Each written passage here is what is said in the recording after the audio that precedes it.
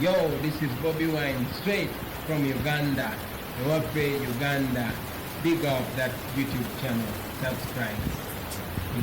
Alright, webali kubanga otugoberera era ng'otambula wamu naffe okuva ku ndobeso ebbaluwa ne pulogulaamu zaffe zonna amawulire byonna kubanga otugoberera era ng'okyali wamu naffe. Tukwebaza muganda wange, sigala ng'otugoberera wane waffe Uganda we tuli okubanga tugakuwa subscribing atanaba ku subscribing kona ne ku kade akali side yawo ku mabbali akadde ako tokerabira kakulu nnyo bannange, likinga sharinga YouTube channel eno ewaffe Uganda fwe tuli okubanga tugakuwa gonna agaba gafa mu nsi yo Uganda oberenga ogategera. Ne right now kankutwale mu mawulire agaliwo nate mu kaseera kano.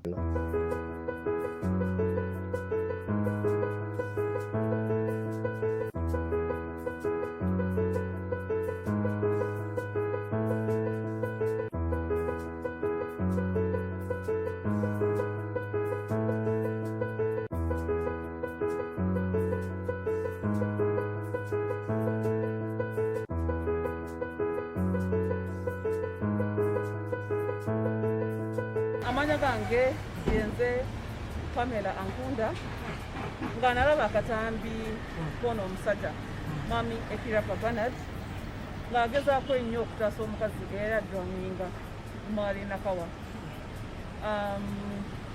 fe awaka ne tugamba katumunoonye tumuweeyo ke tumuwadde omugamba n'omwebaza okubeera n'omutima oguli unique kubanga abalala bali motoka nga batujje ye navaayo emotoka n'agirekawo ngeri openi ogezaako omutaasa wabula kyanaku nti omukazi teyawona era yafa. Lwali lwa mukaaga 2nd of May lali ssaawa ng'emu z'okumakya nga tuli mu kukola deliveries ez'emigaati eya superloaf. Begamba ndi mukozi wa superloaf, dereva superloaf. Nga tuli kukola deliveries ez'emigaati in different points.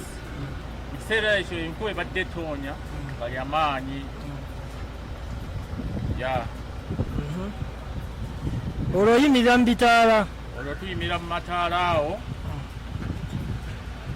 nga ngenda nempulira amaloboozi gafuluma okussa ndabiramu wansi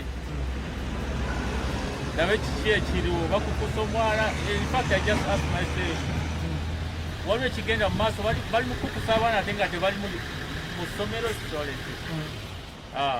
Kukussa wansi ndabiramu ogenda okulaba nga omukazi ali eri alajjana akaaba ayagala buyambi, screaming for her life. Nga akabira ddala ayagala help. Ati awo nga sirina kwebuusabuusa kwonna any kind of hesitation, nabuuka busumoroka nengezaako okugenda okumutaasa obulamu bwe. Era okusinziza ku maanyi g'amazzi gakusinga amaanyi maanyi with other factors nga naye yenna asereera emikono omanye ebizigo ebyo ebizigo kwegamba ne weight, so mazzi gatusinga maanyi. Muli kyakuyisizza kitya ng'owulira olemereddwa? Bannaayi, ng'obulamu bwange sikyalina n'obulamu. Awo nalabira ddala nti oba nange mbadde ndi mufu. Nalabirawo nti I've lost, I wasn't comfortable. Kyanyingira nnyo ku mutima ne ndabira ddala nti nemereddwa ntya. It was really a failure that pained me. Kyanuma nnyo paka nakati.